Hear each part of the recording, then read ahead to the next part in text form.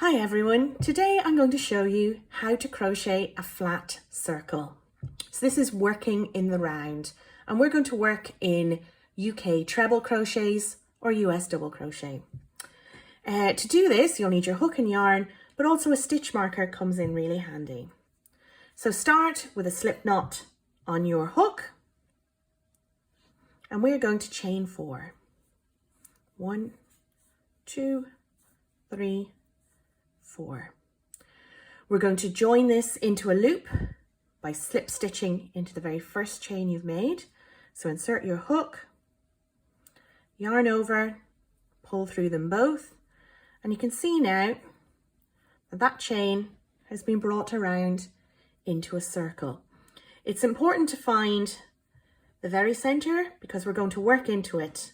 And a good thing to do is to take your stitch marker and pop it into the center there so that you're always working into the same hole. Otherwise your first round can go a bit awry.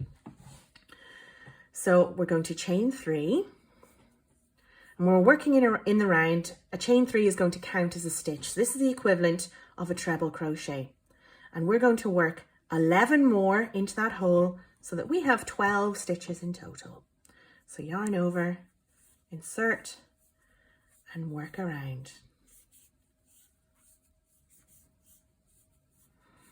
You can see as you work, the stitches fan around like a clock. If you're a left-handed crocheter, you'll be working clockwise, and if you're a right-handed crocheter, you'll be working anti-clockwise. It's important to just slide the stitches around a bit so that you do create space for them. So you can count them. Counting the chain 3 is 1 stitch. Best thing is to count the actual posts. So 1, 2, 3, 4, 5, 6, 7. So I need 5 more.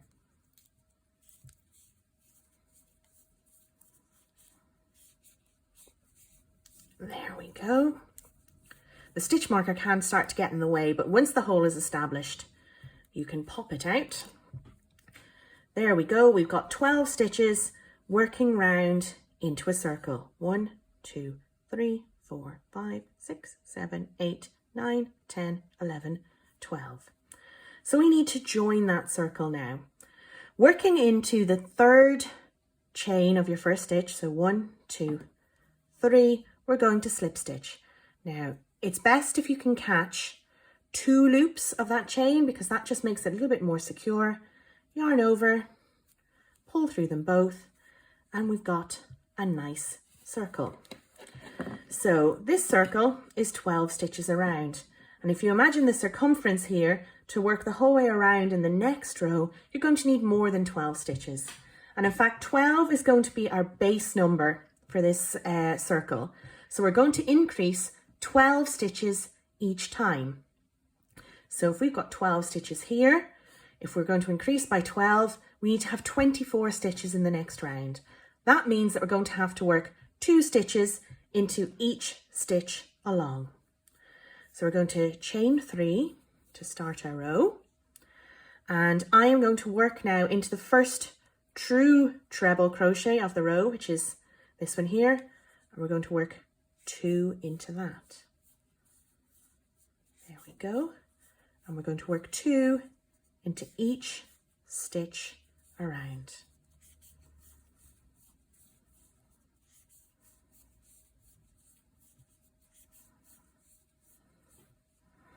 As we approach the end, you can see here how it's sitting nice and flat.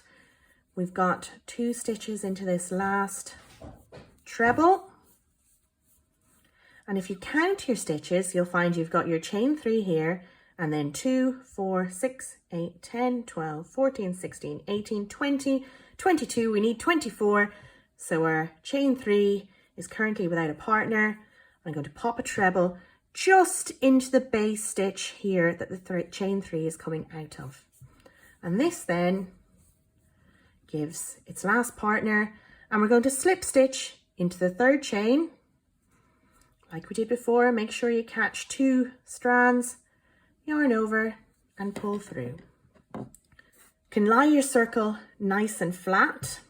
And this technique of doing the partner of the chain 3 at the end of the row just gives a slightly smoother transition, so that join is a little bit less obvious. So here we have 24 stitches in the row.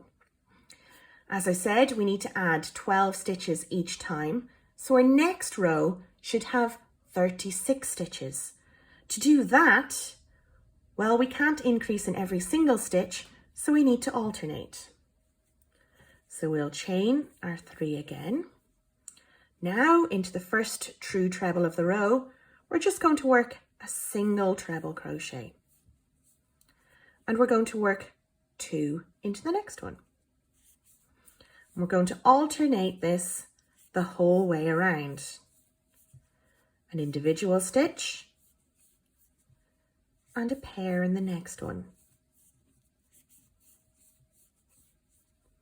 One stitch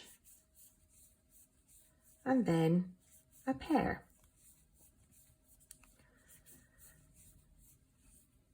We're going to work that the whole way around. You can see here how it is still lying nice and flat. So I'll come back to you when I've completed the row. So we've neared the end of our row here. We've worked a pair. We'll work an individual stitch into the last treble of the row, and then when you count them up you'll have 35 stitches, but don't forget the partner of our chain 3. Yarn over, pop it into that stitch at the base of the chain 3, and then slip stitch into the third chain. Remember to catch 2 loops and pull through. Now we've got a really nice flat circle with 36 stitches. You can see that the increase in this row sits in the center of the increase from the row below, and this helps you keep on track. So you can see there's 2 treble crochets sitting in the center of the 2 treble crochets from the row below. The individual stitch lies between those pairs, and then again the next increase sits in the increase from the row below. So now we're going to move on to round 4. So for round 4, we start in the usual way, chain 3, but now we need to add again 12 increases. So we move from 36 stitches to 48. And so what you'll find is that your increases become spread further out around your circle. So for this one, we're going to work our treble crochet into the first treble crochet of the row, and we're going to work another individual treble crochet before we run our increase.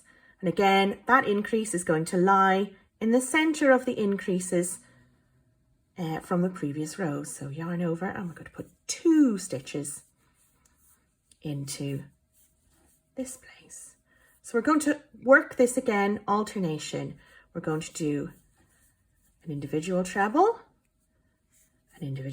into the next stitch, and then 2 into the following. So we're going to work that pattern 1, 1, 2 the whole way around. For subsequent rows, it's going to be 1, 1, 1, 2. So you're going to have 3 individual trebles and a pair, 4 individual trebles and a pair, 5 individual trebles as a pair, as you gradually work your way out.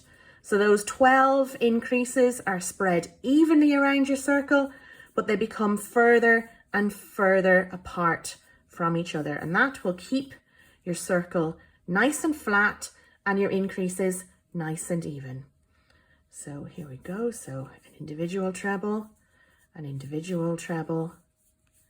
and a pair of trebles. Once again, that pair worked into the center of the pairs from the previous row. So work your way to the end. So we've worked our way to the end of the row. We'll do our last treble crochet. So you can see here, we've got a pair, 2 individuals, a pair nestled into the pairs from the row below, 2 individuals, And the last thing we do as usual is create the partner for our initial chain 3 and then slip stitch into the top chain. And there we go, we've got a nice 4-row circle. This, for example, are great for making table mats or coasters. You could tie this in with my color change video. If you change color on that last slip stitch, you can then do a border in a separate color, or this also works perfectly as the crown for a hat. So I'll pop a link in the comments. There's some great websites that have done the calculations for you and tell you how big the crown needs to be to make a hat for a certain head size.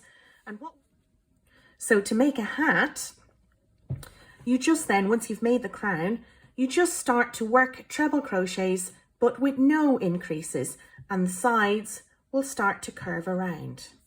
So you chain 3 and you just work a treble into every stitch around, and the sides will gradually form, and you just keep working until the hat is the desired height. Work a little bit more if you want to do a turn up, but try it on as you go. And as I said, I'll put a link in the comments below so that you can find a nice table showing you how to make a hat to fit all the family. So you can already start to see how that edge is starting to curl, and it's a really simple way to make a comfy and cozy hat. Hi, this is Fiona. Thanks for watching my video. If you liked it, why not subscribe below to make sure you get all my videos as they're released. Check out all my latest news on Facebook too, at Fiona Mead Crochet.